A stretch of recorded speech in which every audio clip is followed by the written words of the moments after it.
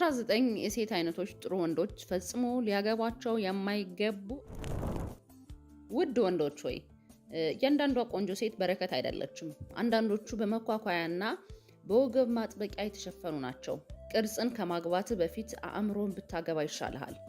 የሆነችን ቆንጆ ሴት ቁንጅናዋን ከምታገባ አእምሮህን ብታገባ ይሻልሃል። ምክንያቱም ፍቅር ከአደጋ አያድንህም፣ ጥበብ ግን ታደርገዋለች። በምንም አይነት ዋጋ ልትርቃቸው የሚገቡ የሴት አይነቶችን ዛሬ እነግርሃለሁ። በምንም አይነት መንገድ ብቻ የፈለግከውን የቻልከውን መስዋዕትነት ከፍለህ ከነዚህ አይነት ሴቶች መራቅ ይኖርብሃል። ለሳቢሳ ሚዲያ አዲስ ሆናችሁ ሰብስክራይብ አድርጉ። ሀሳብ አስተያየታችሁን ኮሜንት ላይ ጻፉልኝ። መልካም ቆይታ ይሆንላችሁ። አንደኛው እና የመጀመሪያው አታላይዋን ሴት ጥፋተኛ ስትሆን ታለቅሳለች። ጥፋቷን በአንተ ላይ ታላክካለች፣ ትሰብርሃለች። ከዚያም በህመምህ ታሾፋለች። የተነካች በተንኮል አእምሯ በመበጥበጥ እውነታን የምትቀይር ወይም ደግሞ ጋዝ ላይተር ነች። አእምሮህን ከማጣትህ በፊት ራቅ። ራሷ በድላህ ራሷ ተጠቂ ታደርግሃለች። መቼም ጥፋቷን አታምንም። ሁልጊዜ አንተ ነህ የምታጠፋ። አታላይ ሴት ናት። ይችን ሴት ልትርቃት እንጂ ፍቅረኛህም ምንህም ልታደርጋት አይገባም። ሁለተኛው ምንም ጥረት የሌላት የምቾት ኑሮ ግን የምትፈልግ ልዕልት የሆነች ሴት፣ የቢሊየነር አኗኗር የምትፈልግ በአንተ ኪስ እሷ ትፈልጋለች። ህልሟ ምናምን አንተን ነው የሆነ በአንተ ኪስ መክበርን በአንተ ኪስ መዋብን ነው የምትፈልገው። ግን ምንም ጥረት ማታደርግ በውበቷ ብቻ መኩራትና መቀመጥ። እሷን ካገባህ የገንዘብ አቅምህን በህይወት ማቆየት ላይ ነው ማለት ነው። ቁልቁል ነው የምትወርደው። ያለህን በሙሉ ነው የምትጨርሰው። ያለ የሌለህን ገንዘብህን ጨርሰህ ወደ ድህነት ትገባለህ። ኢቭን እንዲህ አይነት ሴቶች ምንም ጥረት ማታደርግ ሴት በአንተ ኪስ መዋብ መዘነጥ የምትፈልግ ሴት ብድር ውስጥ ታስገባሃለች። እኔ ለምሳሌ አንድ ማቀውን ታሪክ ልንገርህ እና መጨረሻ ግን ምን እንደሆነ ታውቃለህ? እሱን እንዳይነሳ አድርጋ በኢኮኖሚ አድቃ ጥለው ነው ሄደችው። አገባት፣ ወለደች፣ ወልዳለታለች ምናምን ነገር ግን ከሱ ኪስ አልፎ ብር ሲቸግረው እየተበደረ ነበር የሚያለብሳት የሚያዘንጣት።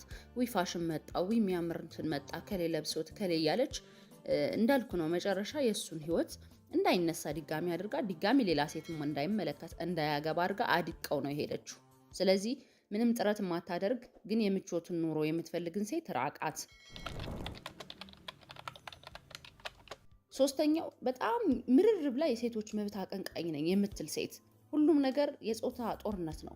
መገዛት ባርነት ነው። መከባበር ጭቆና ነው። በየቀኑ በስልጣን ሽሚያ ውስጥ ትኖራለህ። ሰላምን አትፈልግም። ቁጥጥር ነው የምትፈልገው።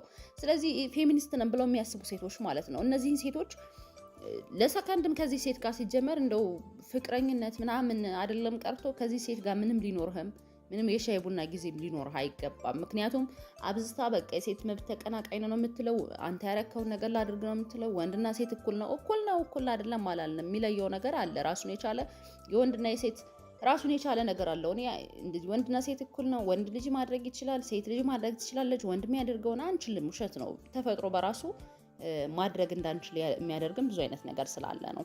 ስለዚህ አብዝታ የሴቶች መብት አቀንቃኝ የሆነችን ሴት ወይም ፌሚኒስት ነኝ ብላ የምታስብ ሴት እንዳትደርስባት፣ በዙሪያዋም እንዳትገኝ። አራተኛው የገንዘብ ምንጭ ፈላጊዋ። የፍቅር ቋንቋ የኪስ ቦርሳህ ነው። ንግግሮች የሚጀምሩት ውዴ ላክልኝ በሚል ነው። ኪስህን ሲጎድል ወይም ደግሞ ስታጣ እንደ ጭስ ትበናለች። አንተን የምትፈልግ ለገንዘብ ብላ ነው። ስለዚህ ከዚህ ሴት ጋር ምን ትሰራለህ? መልሱ አንተ ጋር ነው ያለው። አምስተኛው ዘወትር አማራሪዋ። ምንም አያስደስታትም። ጥረት በቂ ሆኖ አያውቅም። ስኬትህ የሆነ እንትን አይደለም፣ የሚያስደስት ስኬት አይደለም፣ አማካኝ ነው። እሷን አግባና መቼም ሰላም አታውቅም። እሷ ተቀምጣ ያንተን ጥረትና ሙከራ ታጣጥላለች። እሷ ግን አጥርም ዘው ሁልጊዜ ነው የምታማራው። ኑሯችን እንዲህ ነው የነ ከሌ ኑሮ እያለች ራሷን ከሌሎች ጋር እንደውም የምታወዳደር ናት። ስድስተኛዋ ስውር ተፎካካሪዋ። ወንድ አትፈልግም፣ ተቀናቃኝ ነው የምትፈልገው። ድሎችህ ያስፈሯታል፣ እድገትህ ያበሳጫታል፣ ውድቀትህን በስውር ታከብራለች። እሷ አንተን መብለጥ፣ መግዛት፣ ማንበርከክ ነው የምትፈልገው። እሷ ገንዘብ ኑሯት አንተን ማንበርከክ መጣል ነው እንጂ የምትፈልገው የሆነ እንትን አይደለችም፣ ለአንተ ጥሩ አይደለችም። ስውር ተፎካካሪ ናት። እቺ ፌሚኒስት ሆና እንደ ፌሚኒስት ቅጥ ሆና ግን ደግሞ በግልጽ የማታሳይ ሴት ናት። በግልጽ ማትነግርህ በቃ ይሄ በግልጽ ላንተ ማትነግርህ ግን የሆነ ነገሮች ካንተ ጋር በስውር የምትፎካከርህ ናት። 7ኛው ልማደኛ አጭበርባሪዋ ከ10 ወንዶች ጋር ትጋደማለች። ያለፈ ታሪክ ያላቸው የወንድ የቅርብ ጓደኞች አላት። ታማልላለች። ከዚያም ላጸፋህ በተንኮል አእምሮህን ትበጠብጣለች። አትታገላት፣ ጥፋ ከህይወቷ። እነሱ ጋር ትሄዳለች፣ ትመጣለች ምናምን አንተን በዛ ውስጥ ልትይዘና ልታስቀና የምትፈልግ ልማደኛ አጭበርባሪ ናት። እችን ሴት ተዋት። 8ኛ ሰነፋ ሴት አታበስልም፣ አታጸዳም፣ አትደግፍህም። የሙሉ ጊዜ የቲክቶክ ወሬኛ ነች። የህይወት ዘመን ስቃይ ይጠብቅሃል። ከዚህ ሴት ጋር እየተቀራረብክ ወይም ደግሞ እየተገናኘህ እንደሆነ አሁኑኑ ማቆም አለብህ። ምክንያቱም እሷ ሶሻል ሚዲያ ላይ በምታያቸው ልብሶች ምናምን የሆነ ነገር ስትመርጥ ነው የምትውለው እንጂ ቤት ምንም አይነት ስራ መስራት አትወድም። ኢቭን ወታ መስራቱ ይቅርሽ፣ ግን ቤት እንኳን ማሰራ ሴት ሰነፍ ሴት ናት። ሰነፍ ሴት ስትሆን ደግሞ የውጭውን ስራ እንኳን ተወውና ቤት ላይ ምንም ነገር አታደርግም። ስለዚህ ሰራተኛ ሊያስፈልግ ነው፣ ሌላ ወጪ ልታወጣ ነው። ከወጪ ከቀላሉ አንጻር እንኳን አንተንም ወደኋላ ቁልቁል ነው የምትቆጥተህ። 9ኛው ኃይለኛና መርዛማ የድራማ ንግስቲቱ ንብረት ታወድማለች፣ እጇን በአንተ ላይ ታነሳለች። እያንዳንዱን ጥቃቅን ጉዳይ ወደ የዓለም ጦርነት ቀይረዋለች። እሷን ካገባህ በ1 ዓመት ውስጥ የ10 ዓመት ዕድሜ ታረጃለህ። ኃይለኛ ናት፣ መርዛማ ናት። በቃ የሆነ ማለት በጣም ንብረት የምታወድም፣ እያንዳንዱ ቤት ላይ ያሉት ነገሮች ለፍተህ የምታመጣቸውን ነገሮች ራሱ በደንብ አድርጋ ዱቄት አድርጋ የምታጠፋ፣ አንተ ምንም ሳትደሰትበት። ስለዚህ ሁልጊዜ ጭቅጭቅ፣ ንትርክ ነው የሚሆነው ቤታችሁ። 10ኛው ቤተሰብ ጠል ናት። ቤተሰብህን ትንቃለች፣ ልትነጥልህ ትፈልጋለች። በእያንዳንዱ የቤተሰብ ስብሰባ ላይ ግጭት ትፈጥራለች። ከደምህ ከወገንህ ጋር መኖር የማትችል ሴት ቀስ በቀስ ወላጅ አልባ ታደርግሃለች። እናት አባት እንዳለህ ራሱ ልትረሳ ነው የምትችለው ከዚህ ሴት ጋር ስትኖር። ስለዚህ ቤተሰብ የምትጠላ፣ ቤተሰብ የምትነቅ፣ ቤተሰብ የማትወድን ሴት አንተንም ልትወድ ስለማትችል ልትዋት ነው የሚገባ። 11ኛው ግብዝ ሃይማኖተኛ መሳይ ቅዱስ መጽሐፍትን ትጠቅሳለች፣ ግን ጥንቆላ ትለማመዳለች።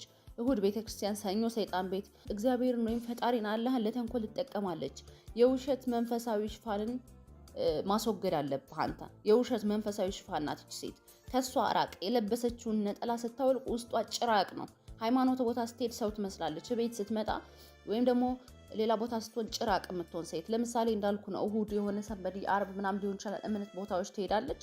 ከዛ በሌላኛው ቀን ጠንቋይ ቤት የማይሆን ቦታ ስትመላለስ የምትውል ሴት ናት። ስለዚህ ይችን ሴት መተው ነው ያለብህ። 12ኛው የክለብ አይጧ ናት። የምትኖረው በመዝናኛ ቦታዎች፣ ክለቦችና ሆቴሎች፣ ባሮች ነው። እንደ ባህር መርከበኛ ትጠጣለች። ከአዝናኞቿና ከበር ጠባቂዎች ጋር ጓደኛ ነች። የሚስትነት ጥራት ወይም ከቪአይፒ ስፍራዎች አይገኝም። ውሏ ትላልቅ ቦታዎች ይሁን እንጂ ትልቅ ስብዕና የላትም። ሴት ልጅ ወንድን ባወቀችና ውሏን ከፍ ባደረገች መጠን ለራሷ ወይም ደግሞ ለአደጋ ራሷን እያጋለጠች ነው። ከሴትነት ይልቅ የወንድነት ባህሪን ታዳብራለች። ብዙ ሻካራም መንገዶችን ታልፋለች። የፍቅር ስሜቷ መስዋዕት ይሆናል። ስለዚህ የክለብ አይጣለች። ክለብ ማጠፋ ሲጀመር ማን ነው የሚጋብዛት? ሴት ልጅ ራሷ ብዙ ጊዜ አውጣ ስትዝናና ምናምን አትታይም። ስለዚህ ያም ወንድ ሲጀመር የሚቀልማት ወንድ ናት። አንደኛው። ሁለተኛው ደግሞ ይቺ ሴት ብታገባትም ክለብ ነው የሚናፍቃት። 13ኛው ጥቅም ፈላጊዋ ካንተ ጋር ያለችው ለጥቅም እንጂ ለፍቅር አይደለም። የተደበቀ ፍላጎት አላት። ጥቅሞቿ ሲደርቁ ትጠፋለች። ታማኝነትን አግባ እንጂ ፍላጎትን እንዳትመርጥ። ስለዚህ ካንተ ጥቅም የምትፈልግ ሴት ምንም ልታደርግልህ አትችልም። 14ኛው ከፍተኛ የጥርጣሬ ስሜት ያለባት ሴት ዓይንህ ብልጭ ሲል በአመንዝራነት ትከሳለች። እያንዳንዱን እንቅስቃሴን መከታተል ትፈልጋለች። የአእምሮ ሰላምህን ዜሮ ይሆናል። በቃ ሁልጊዜ ሰላም ታጣለህ። ስቃይ ነው። ከስቃይ ጋር እንዴት ብለህ ትኖራለህ? የሆነ ነገር ሲሆን የምትጠረጥርህ፣ የሆነ ቦታ ሄደህ ፈገግ ብለህ ካወራ ከሴቶች ጋር የምትጠራጠር ተጠራጣሪ፣ ከፍተኛ የቅናት ስሜት ያለባትን ሴት ራቃት። 15ኛው ቁሳቁስ ወዳዷ ንግስት ከታማኝነት ይልቅ ለገንዘብ ዋጋ ትሰጣለች። የዲዛይነር ቦርሳዎችን ትመኛለች፣ ግን ምንም ውስጣዊ ሴት የላትም። ያየችውን ሁሉ ማግኘት ትፈልጋለች። ጋብቻ ለእርሷ ግብይት ነው። ከምታገኘው በላይ ታወጣለህ። ማግባት ለሷ መዝናናት፣ ማግባት ለሷ ባሏ እንዲገዛላት ይሄ ነው። ምን አባቱ ስላገባው እንዲመልበስ አለብኝ ብላ የምታስብ ሴት እቺ ሴት ምንም ልታረግልህ አትችልም።